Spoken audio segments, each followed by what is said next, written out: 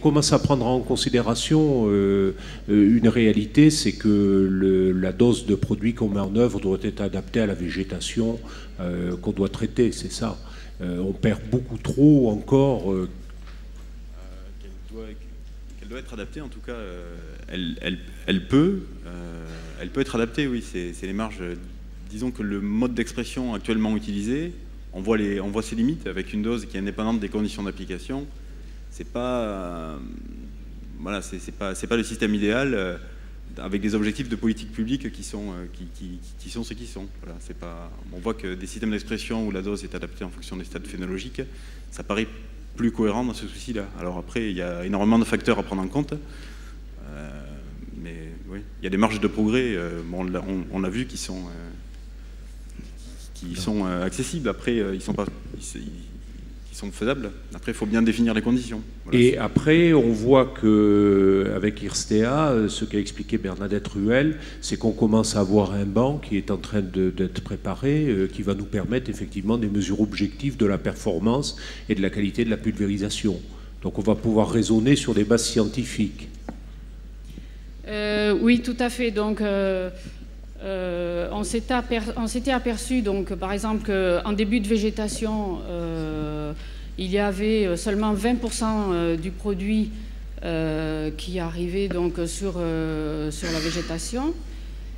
Donc il y a énormément de pertes dans l'environnement. Disons qu'il faut jouer sur les pertes. Et par exemple, il y a de plus en plus d'agriculteurs qui utilisent des panneaux récupérateurs, même si ce n'est pas forcément très facile d'utilisation, même si ça réduit les temps de travaux. N'empêche que ce qu'ils nous disent quand même, c'est qu'ils arrivent à économiser 30 à 40% de produits sur une saison, avec des résultats, par exemple sur l'oïdium, très corrects. Donc je veux dire, enfin, les marges de progrès au niveau de la pulvérisation sont évidentes.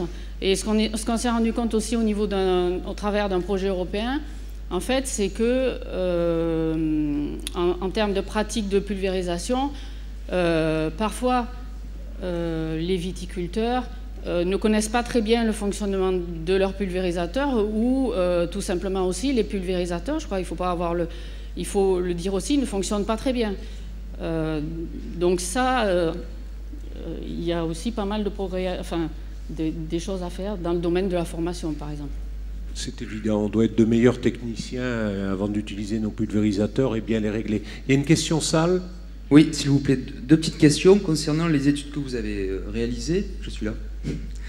Vous avez chaque fois donc spécifié votre travail par une unité en nanogrammes donc de substances appliquées par décimètre carré de surface foliaire, on peut supposer. Avez-vous eu vous calculez à différentes époques de la vigne, notamment vitesse de croisière, toute la surface déployée foliaire d'un hectare de vigne? Ça, c'est la première question. Et la deuxième pour madame, s'il vous plaît, c'est concernant les aspects économiques dus au coût de matériel, l'amortissement au niveau d'une exploitation agricole, les temps de passage qui sont beaucoup plus longs avec certains types de panneaux récupérateurs. Est-ce que vous avez estimé aussi ce surplus de coût hectare donc, pour la rentabilité au niveau de la pulvérisation sur les différents types de matériel? Parce qu'on parlait plutôt de bilan écologique, d'intrants, mais il y a aussi ces réalités de facteurs humains, de coûts de tractoristes, d'amortissement du matériel dont il faut tenir compte aussi. Oui, pour répondre à votre question, l'objectif, je pense, de ce programme-là, c'est de passer d'une vision aveugle où en fait il y a une grande diversité du matériel, on ne sait pas trop comment les évaluer, en essayant de préciser, en essayant de trouver, en essayant, si vous voulez, de caractériser les marges de manœuvre. C'est surtout ça l'objectif, c'est le pouvoir de se dire dans cette situation-là, de toute façon il n'y a pas de marge de manœuvre, on ne pourra pas optimiser mieux les intrants parce que de toute façon les pratiques ou le matériel ne le permettent pas. En fait, il est bien là le projet, c'est de pouvoir préciser, expliquer, essayer de décortiquer et apprécier les marges de manœuvre pour après pouvoir se positionner. Après à chacun de se positionner en fonction de sa technicité, en fonction du temps qu'il a sur l'exploitation. Mais pour le moment, on s'aperçoit que c'est les domaines qui n'ont pas été énormément étudiés. Et avec ces projets-là, alors c'est une ambition assez limitée, mais c'est de pouvoir préciser ces choses-là. C'est pour ça qu'on les étudie en conditions contrôlées pour pouvoir comparer les choses les unes par rapport aux autres. Alors vous parlez On parlait tout à l'heure de connaître la quantité minimale de dépôts apportés. Alors ça, c'est une question qui est autrement plus complexe. Mais en attendant, on va pouvoir... L'avantage, c'est qu'on arrive à normaliser des données et on peut qualifier les situations les unes par rapport aux autres. Ce qu'on ne pouvait pas faire à l'époque où on travaillait en végétation, étant donné la variabilité. Donc on n'a pas réponse à tout, mais je pense que ce projet il peut donner des clés de compréhension pour les professionnels, pour se situer, ou alors pour renouveler le choix, lors du renouvellement du matériel, ou alors même pour les constructeurs, pour savoir plutôt vers quelle technologie se diriger. Donc voilà un petit peu les... Mais la surface foliaire déployée, excusez-moi d'insister, en milliers de mètres carrés, est-ce que vous l'avez estimé au niveau de la végétation? Est-ce que ça a été estimé? La surface foliaire déployée, face inférieure, face supérieure sur la vigne artificielle ou au vignoble? Non, au vignoble. Bon, au vignoble, oui, mais le problème, c'est que pour le moment, c'est une donnée qui est très difficile à apprécier, parce que il y a des méthodes d'estimation de la surface foliaire. Alors déjà, vous connaissez les parcelles, il y a parfois une forte hétérogénéité, donc on peut se poser la question de la valeur moyenne, et puis après, ça prend du temps. Donc on va pas pouvoir être en mesure de dire vous avez une SFT de 1,67 hectares par hectare cadastral, donc il vous faut mettre ça. C'est pas ça. On va essayer de faire des grandes typologies et à partir de ces typologies de végétation, d'essayer d'orienter les préconisations. Voilà. Oui, alors effectivement pour les aspects économiques, hein, c'est une très bonne question, évidemment. Donc, pour l'instant, c'est vrai qu'on se focalise, comme je l'ai expliqué, on se focalise plus sur la partie agronomique et environnementale, hein, puisque c'est lié. C'est en même temps, c'est les mêmes essais qui nous permettent de faire ces études. Mais c'est sûr que notre souci, effectivement, c'est ensuite de chiffrer. On sait très bien que les pulvérisateurs les plus sophistiqués sont aussi les pulvérisateurs qui coûtent les plus chers. Donc toutes ces préoccupations, on les a. Hein. C'est aussi parfois les pulvérisateurs qui sont les plus compliqués à manier. Voilà, parfois on a certains pulvérisateurs qui sont des vraies usines à gaz. Il faudrait presque sortir de Polytechnique pour les utiliser. Donc tout ça on le sait. Hein, et vraiment c'est cette approche globale que l'on veut vraiment réaliser dans notre projet. Et on veut aussi en même temps mettre à la disposition de la filière tous ces outils innovants en termes de technologie qui commencent à sortir sur le marché, qu'il faut absolument fiabiliser. Et ces technologies aussi là, il faut qu'elles soient le plus fiables et le plus low cost possible. Donc c'est un véritable enjeu. Là vous parliez de la surface foliaire.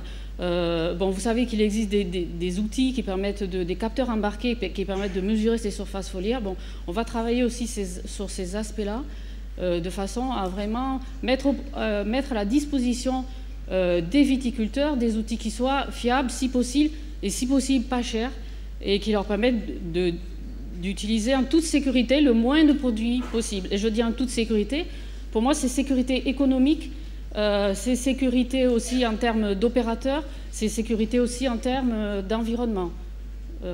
Voilà, donc pour une utilisation, on dira, durable des pesticides. Alors, deux dernières questions avec une réponse rapide. Ce raisonnement qui est mené quant aux réductions potentielles de doses qu'on vient de mener sur l'oïdium, est-ce qu'il peut exister également pour les insecticides, le démis et la flavescence dorée? Sébastien.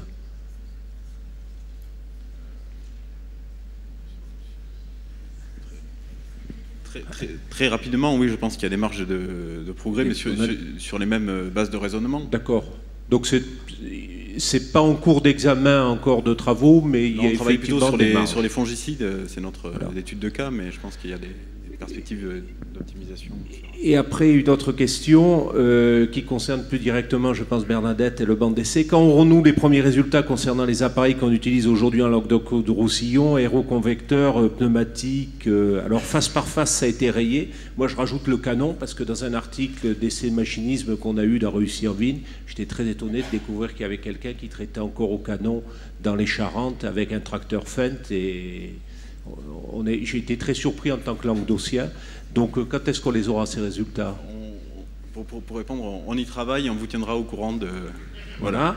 Et puis vous nous le Je direz, pense on fera que- les articles. Je pense que aussi TV, au mois de novembre, il y aura déjà des résultats intéressants. Voilà. Bon, très bien, on prend date, les journalistes. Et seconde question, celle qui tue et qui rejoint les débats de tout à l'heure, traitement tous les 2 rangs ou tous les 4 rangs? Oui, alors c'est une question qui tue mais qui est facile à répondre. C'est quand on passe tous les 4 rangs, il n'y a pas de marge de manœuvre. C'est-à-dire qu'on a un système de protection qui est très fragile et bon voilà. Donc c'est assez facile à répondre à. Bon, à 4 rangs, la moindre défaillance de matériel, de traitement, À 4 de rangs, produits, disons c'est qu'on a l'horreur. une très très forte hétérogénéité de répartition. Là, bon, c'est les choses qui commencent à être assez connues. Alors après, c'est vrai qu'il y a des contraintes d'exploitation qui rendent un passage tous les 2 rangs difficile. En tout cas, si on veut des marges de manœuvre, c'est pas tous les 4 rangs.